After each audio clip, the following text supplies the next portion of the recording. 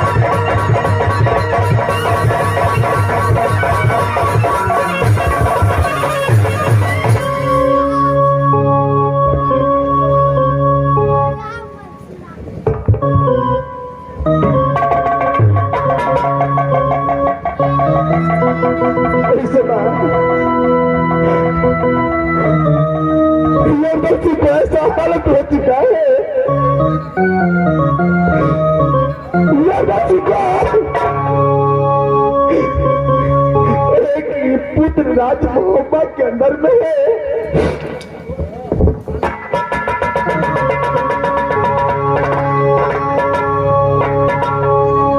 अगर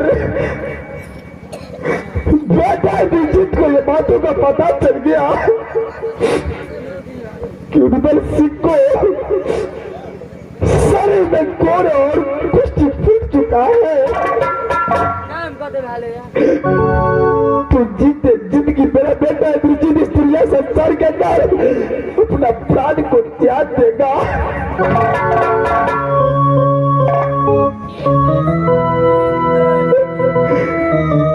हाँ तू भले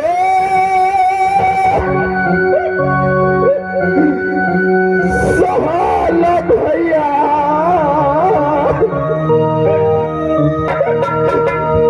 जय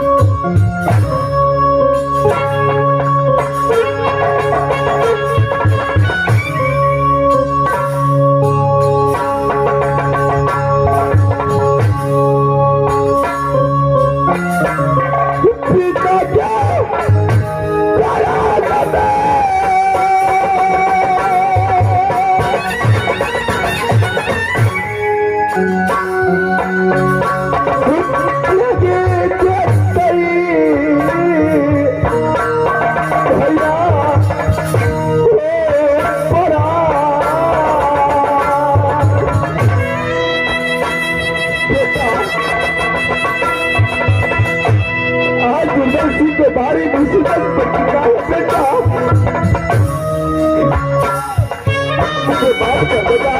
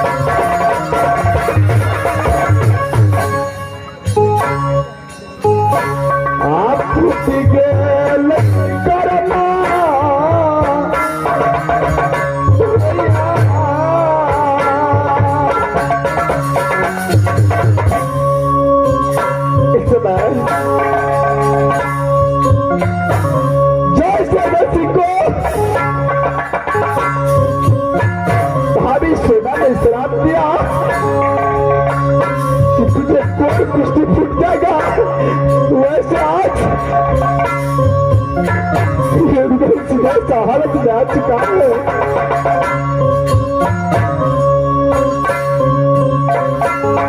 टूट गए लड़कर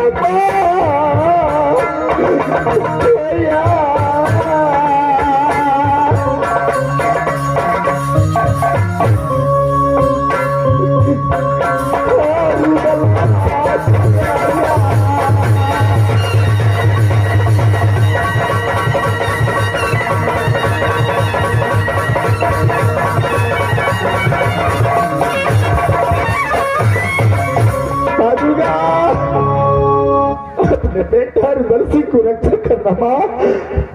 रुदल सिंह के बाद भारी मुसीबत में पड़ चुका है मां। एक समाज को रक्षा करना मां दुर्गा।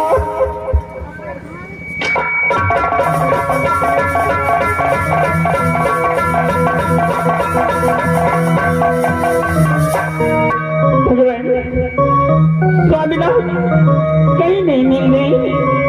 ठीक है, थोड़ी दूर आ गए, चलकर देखती हूँ।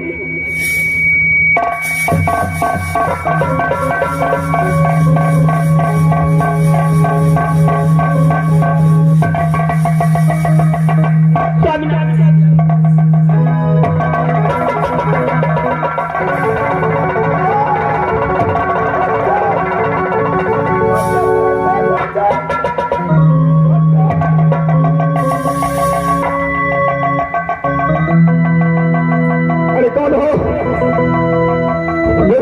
हट करके रहो, हट जा मेरा शरीर से, हट जा।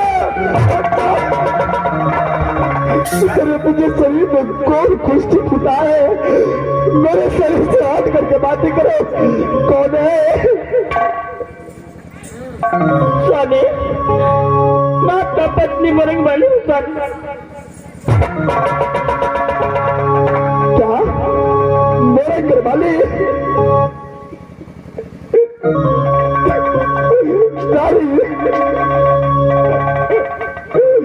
आप मारा क्या गए? ये पूरा नहीं,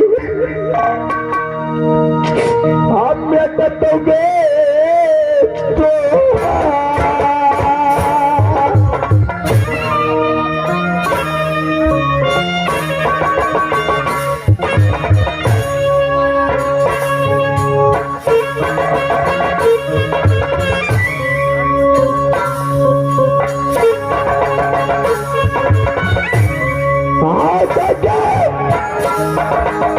लगे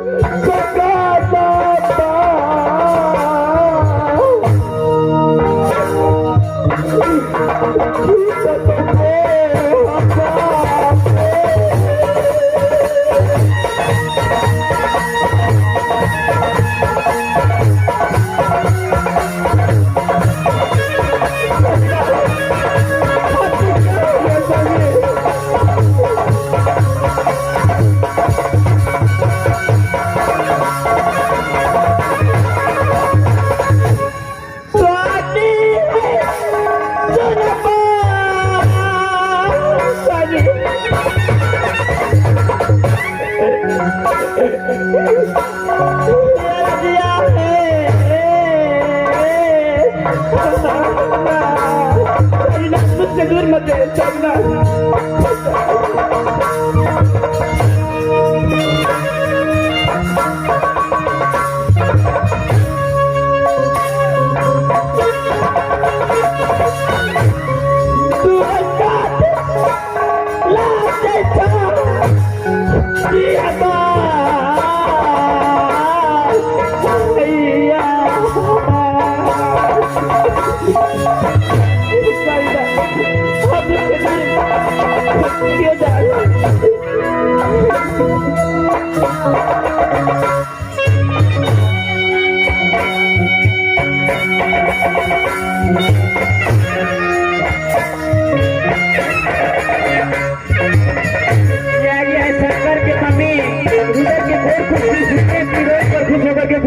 पुरस्कार दी है हमारे कंपनी को से लाख लाख शुक्र गुजार है।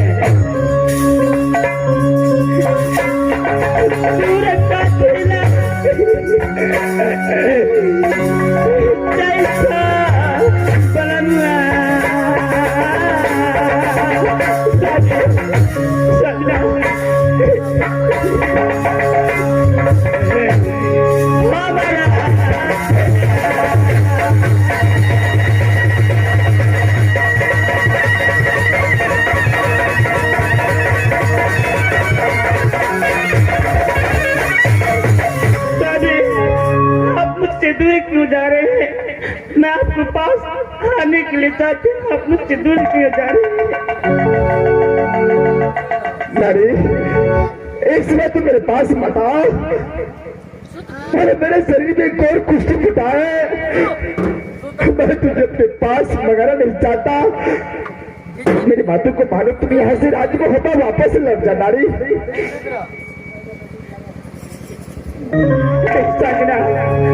आपको छोड़कर मैं कहीं नहीं जाऊंगी, आपको पास ही रहूंगी साजना। नहीं नारी, जोर से अपना कर्म किया है, उस कर्म का सजा भोग रहा है। अरे तुम तो आज से राजमोहबा में बैठा है, निजित को संभाल करके रखना।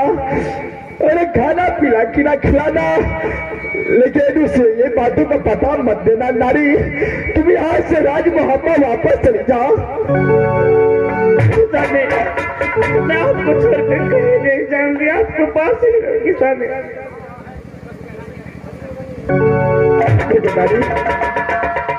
अरे मेरा कहना मानो, तुम आज से राजमोहबा चले जाओ। इस समय राजमोहबा बिल्कुल खाली लगता होगा। तुम चली जाओ यहाँ से।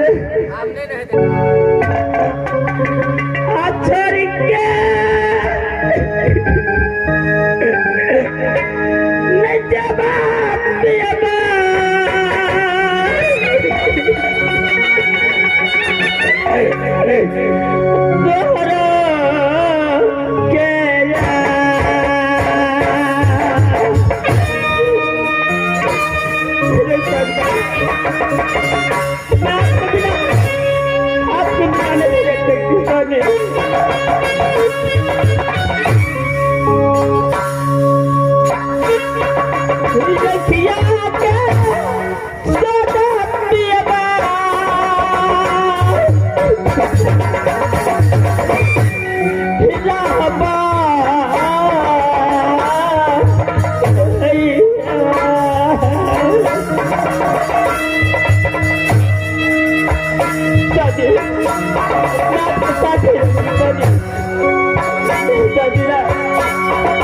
आपको छोड़कर कहीं नहीं जाऊंगी।